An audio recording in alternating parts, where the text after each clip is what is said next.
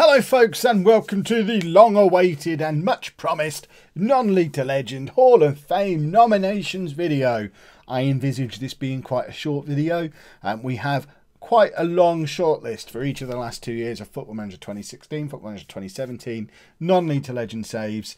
These are all of the names that were nominated in the recent episode of Non-League to Legend, where I asked for your suggestions of who should be considered for the Hall of Fame. I've created straw polls for both. I'm going to go through the list of nominations, give you some brief thoughts on each of the players, put it out there to voting, and then once we've got what should we say, a top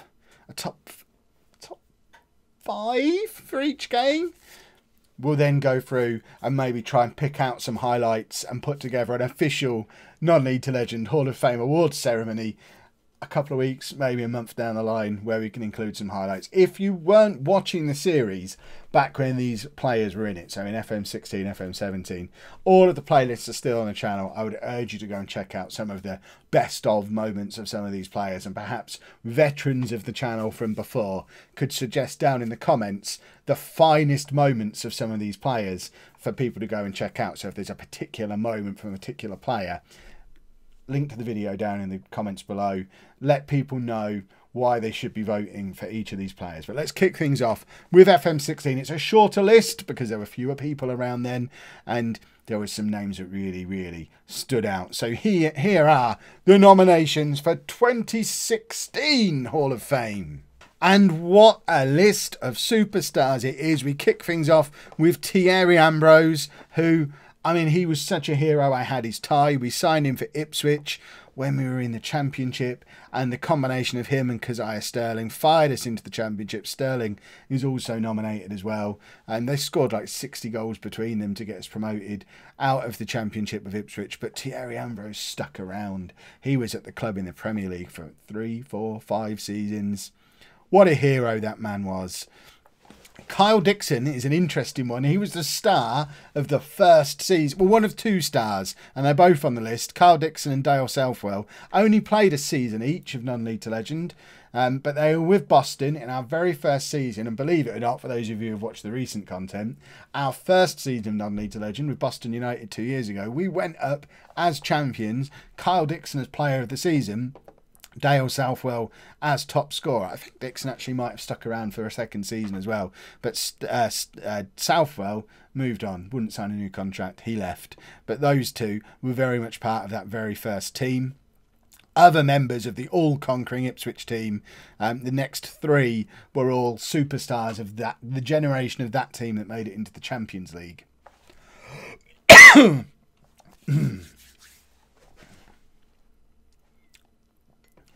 Lazaroff is the most prolific assist maker I've ever had in Football Manager. He was a right back. We signed him, I think we signed him from someone like Real Madrid. He was Bulgarian, I think, and cost us nearly £30 million. It wasn't as if we picked up a bargain, but he turned into a bargain. He ended up our captain. He got 40 assists one season playing from right back. Our only width in a narrow diamond. You know how I like to play Football Manager. And he created so many goals, and so many of those goals were for Christian Arendt and Modou Fall. Arendt we signed, I think, from Dortmund for about £3.5 million. He came in, scored 30 goals in the Premier League, assisted admirably by Lazaroff.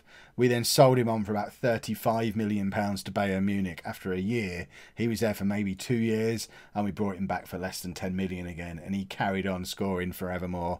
Arendt was a superstar. Modou Fall was the man we signed to replace Arendt. When he left the first time, when he went to Bayern Munich, we spent all of the money, just about £30 million-ish, on Modou Fall from Tottenham.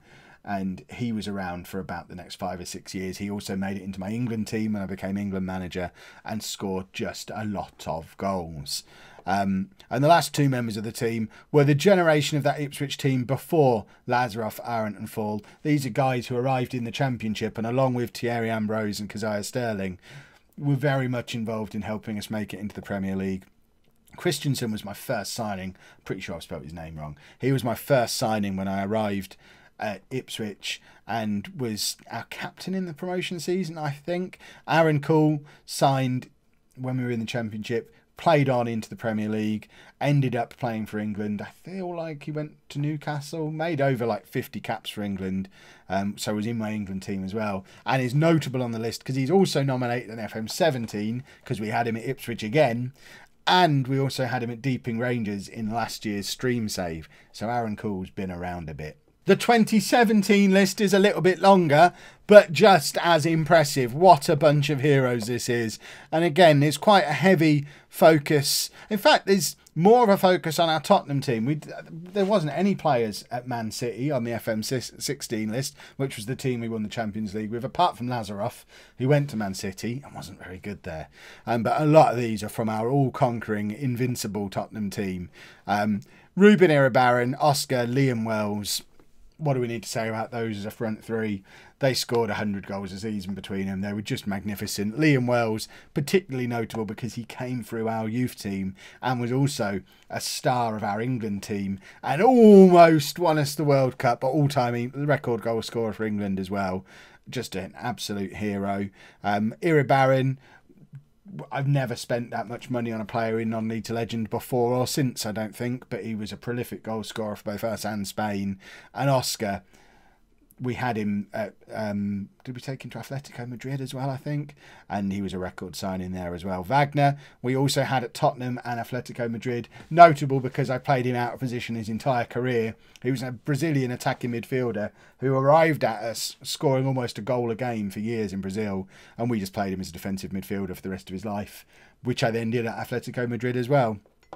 Martel Taylor-Crossdale was our top scorer of our Southend team, the team that got back-to-back promotions from League Two all the way up to the Championship. He was just one of the stars of that team and will never be forgotten because of it. James Burgess, we signed for that Tottenham team before we knew Liam Wells existed. The two of them were the same age, but we wanted an up-and-coming English striker, not realising we already had one because I'm Kev. So we had to convert James Burgess into a midfield player, but he ended up captaining both Tottenham and England as a central midfield player and was a bit good. Lee Hartley will forever be a legend because he played in every playable league in English football during FM17. Starting down in the Conference North, he also played in the Conference South, played in the National. We then had him for both Plymouth and Ipswich, I think. Maybe even Blackpool as well. I can't remember. Someone will correct me down in the comments. But he played for us in League Two, League One, the Championship, and we even managed to give him one game in the Premier League, I think, as well. He was just... all the excitement happened a little bit too late in his career. By the time he got to the Premier League, he was in his 30s. But what a hero. Aaron Cool is there again. Kevin Thompson was such a hero that he got his own Twitter account. He was a goalkeeper who played with us from League Two all the way up to the Premier League for 4 different clubs. I think we had him at Blackpool, Plymouth, Ipswich and Tottenham. Plus, he almost became an England international before ending up playing for Jamaica instead, where he won the Caribbean Gold Cup and went on to play for Hearts for many, many years. Igor was the reason Kevin Thompson never got in the Spurs team. He was our Brazil captain, superstar goalkeeper that for some reason the comments section didn't really like, but I always thought he was great. Jesper Eriksson was our Tottenham captain. Mr. Snake in the Grass was a snake in the grass and was famous for ousting me from my manager's role at Plymouth and then taking over. And then he tried to do the same thing at Ipswich, I think. Cristiano Ronaldo was my nemesis throughout the entire save. He always seemed to be, whenever we were trying to get promoted from any division with any club, he always seemed to be managing our promotion rivals until we got to that point where we hit the Premier League and he wasn't very good and ended up retiring. Better than Ronaldo. Igor Anicic, we signed as a youngster for Ipswich when we were still in the Championship. We had to sell him on to Tottenham because we couldn't afford to keep him. But then we moved to Tottenham. We kept him there. Had to sell him because he wasn't quite good enough after James Burgess arrived. But he went to Bayern Munich and then we went there as well. He was just always around. Never quite fulfilled his potential.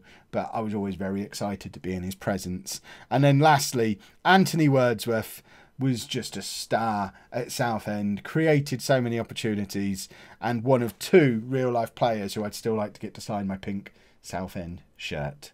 I know I've waffled on a lot about these players.